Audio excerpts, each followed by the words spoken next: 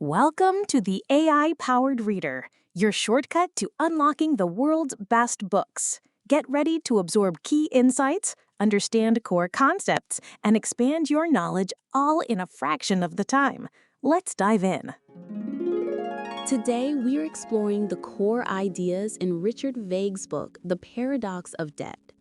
The book opens with a fascinating paradox. In 2020, as the U.S. government took on a staggering $3 trillion in new debt to rescue the economy, American household wealth didn't just hold steady, it skyrocketed by a record-breaking $14.5 trillion. How is this possible? Vague's work seeks to answer some of the most fundamental questions in economics. What is money? What is debt? And what truly brings about increases in wealth? He presents a new approach that challenges conventional economics by applying the familiar tools of financial accounting, income statements, and balance sheets to reveal the powerful and often overlooked role of total debt, integrating both public and private in shaping our financial world. When we talk about the economy, we usually hear about the big three, right? GDP, government spending, and the national debt. But what if the biggest piece of the puzzle, this hidden engine that drives everything from growth to crisis, is something we hardly ever mention? Well, today, we're cracking open Richard Vague's book, The Paradox of Debt, to explore a pretty radical idea, that private debt is the real secret force shaping our world. All right, so here's our game plan. First up, we're going to talk about what Vague calls our big debt blind spot.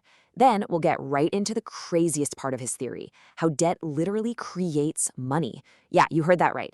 After that, we'll look at the fallout, the impact on wealth, inequality, and those massive financial crashes. And to wrap it all up, we're going to look at the strengths, the weaknesses, and what this all could mean for the future. Okay, so let's jump right into that blind spot. Think about it. Every time you turn on the news and hear about the debt, what are they talking about? Almost always, it's government debt. But Vague argues that this focus isn't just a little off, it's dangerously misleading. It makes us miss the real story of what's happening in our economy. And this quote, it just nails the core idea of the whole book. Vague is saying that private debt, we're talking mortgages, car loans, student loans, all of it, is like the entire circulatory system of the economy. Focusing only on government debt, that's like a doctor examining a heart but completely ignoring the veins, the arteries, the blood, the whole system that makes it work. You just can't get the full picture. Yeah, and this slide lays it out perfectly. On one side, you have the standard view that's totally obsessed with government deficits and the national debt. But on the other side, Vague's framework says, whoa, hold on. To get the real story, you have to look at total debt. That's government plus private debt. And trust me, once you make that shift, it changes absolutely everything. And just look at the scale of this blind spot. Back in 2021, private debt in the US was almost $38 trillion. The government debt that gets all the airtime, around $33 trillion. It really makes you stop and ask a pretty simple question, right? Why are we all fixated on the smaller number? And that's exactly the puzzle this book tries to piece together. Okay, so if private debt is the main event, how in the world does it work? This is where we get to what is, honestly, the most mind-blowing claim in the book. That bank loans don't just shuffle existing money around. They literally create new money out of thin air. And if you can wrap your head around this one idea, you've got the key to his entire theory. All right, to get this, Vague breaks debt down into two simple types. First, you've got type 1 debt. This is the stuff we usually think of as good or productive. A company borrows to build a factory, or you get a loan for a brand new car. That spending goes straight into growing the economy, into GDP. It's the debt that builds things. But then there's type 2 debt, and this is a whole different beast. This is when you borrow to buy stuff that already exists.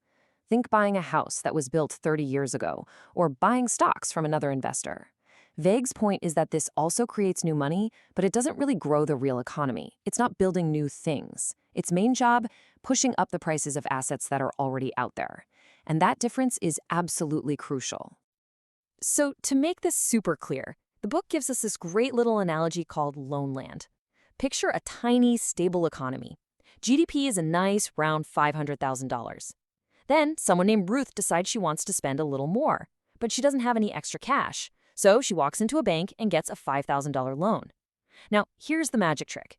The bank doesn't pull that money from someone else's account. It just creates it.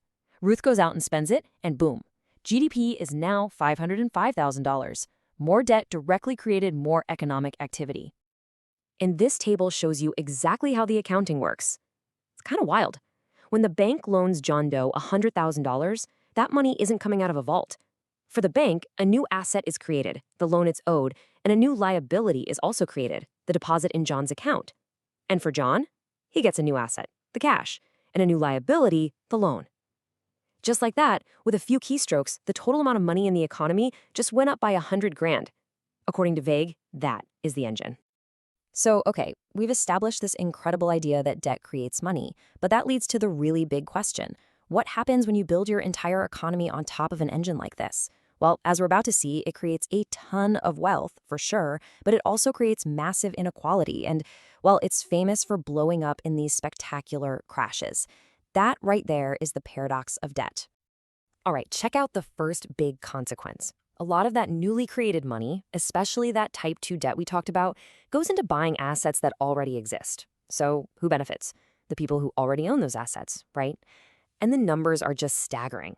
Between 1989 and 2019, the net worth of the top 10% just skyrocketed.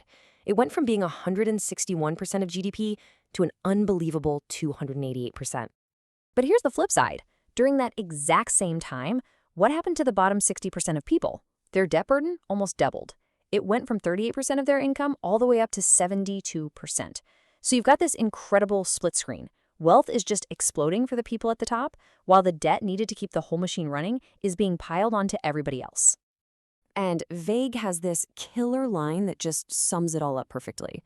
You know that whole trickle-down economics theory? The idea that if the rich get richer, the wealth will eventually trickle down to the rest of us? Well, Vague's data shows something is trickling down, all right? It's the debt, not the wealth. And the final big takeaway here is that this whole system is just fundamentally unstable. Vague maps out what he calls the debt cycle for the US after World War II.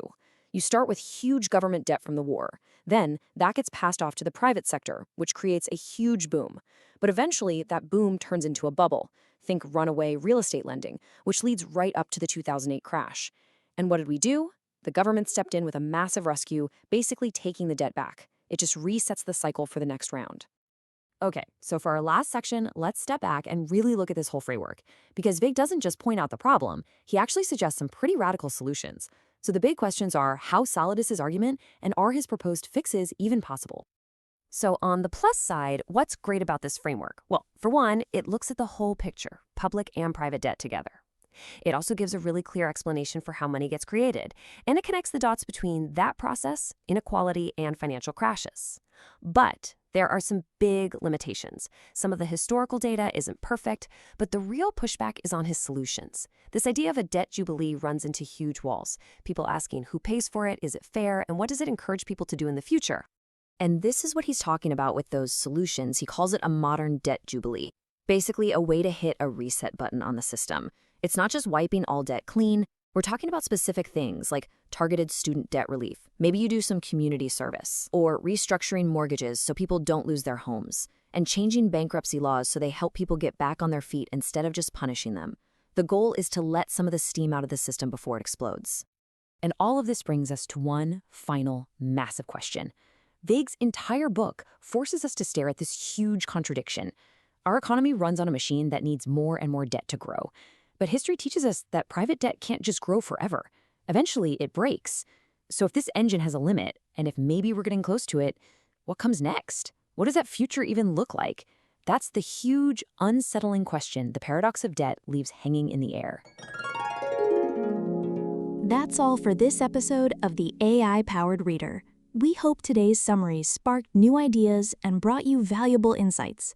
If you enjoyed what you heard, please subscribe wherever you get your podcasts and consider leaving a review.